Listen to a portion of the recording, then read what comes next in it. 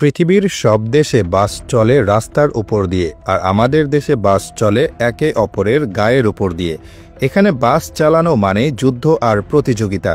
এদেশে নতুন ঝকঝকে একটা বাস রাস্তায় দেখলে অভিজ্ঞ ড্রাইভাররা করুণার চোখে তাকান, কারণ বাসের গায়ে ঘষা খাওয়ার দাগ, টোল খাওয়া বডি না হলে সেই বাস কোনো জাতের মধ্যেই পড়ে না। আর সেই গাড়ির ড্রাইভারের এখনও কোনো অভিজ্ঞতাই হয়নি। এদেশে কোন চালক কত অভিজ্ঞ তা বোঝা যায় তার বাসের গায়ে কতগুলো দাগ আছে তা দেখে। যে বাসের গায়ে যত বেশি দাগ, সেই চালক তত বড় উস্তাদ। প্রতিটি দাগের পেছনে আছে এক একটি বীরত্ব গাথা। কোনোটা হয়তো ফার্মগেটের জ্যামে অন্য বাসকে 1 ইঞ্চি জায়গায় হারিয়ে দেওয়ার চিহ্ন, আবার কোনোটা হয়তো মহাখালীর মোড়ে রেষারেষিতে জেতার গৌরব বহন করছে। এদেশে বাস চালকদের মধ্যে এক অদ্ভুত প্রতিযোগিতা কাজ করে। কে কার আগে যাবে, কে কার আগে যাত্রী তুলবে, এই নিয়ে চলে এক নিরন্তর শীতল যুদ্ধ।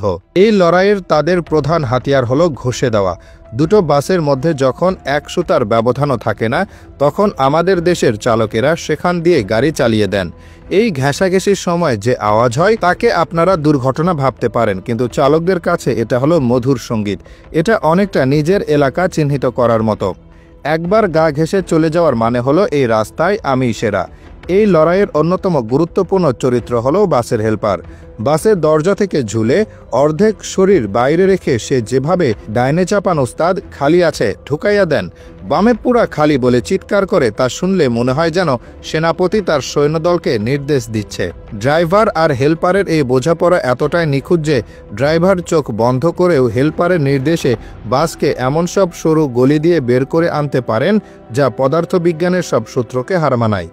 আর যাত্রীরা, তারা এই মহাবিপর্যয়ের নীরব দর্শক। এদেশে লোকাল বাসে চড়ার অভিজ্ঞতা অনেকটা রোলার কোস্টারে চড়ার মতো, তবে এখানে কোনো সিট বেল্ট থাকে না। আর কোচ বাসে চড়ার অভিজ্ঞতা অনেকটা রকেটে চড়ার মতো। হঠাৎ ব্রেক কষলে আপনি নিউটনের প্রথম সূত্র হাতে কলমে শিখতে পারবেন। এক সিট থেকে আরেক সিটে উড়ে যাওয়া, অন্যের ঘাড়ে গিয়ে হুমড়ি খেয়ে পড়া, এগুলো এখানকার নিত্য নৈমিত্তিক ঘটনা। যাত্রীরাও সময়ের সাথে সাথে মানিয়ে নিয়েছেন। এখন আর তারা চমকে যান না, বরং শক্ত করে কিছু একটা ধরে বানরের মতো ঝুলে থাকেন আর মনে মনে দোয়া দুরুদ পড়তে থাকেন। বাস থেকে সহি সালামতে নামতে পারাটাও জীবনের একটা বিরাট সাফল্য। রাস্তার ট্রাফিক আইন কানুন বাস ড্রাইভারদের কাছে অনেকটা ঐচ্ছিক বিষয়। লেন মেনে চলাকেও তারা দুর্বলতা ভাবেন। তাদের নিজস্ব এক অঘোষিত আইন আছে, জোর যার রাস্তা তার।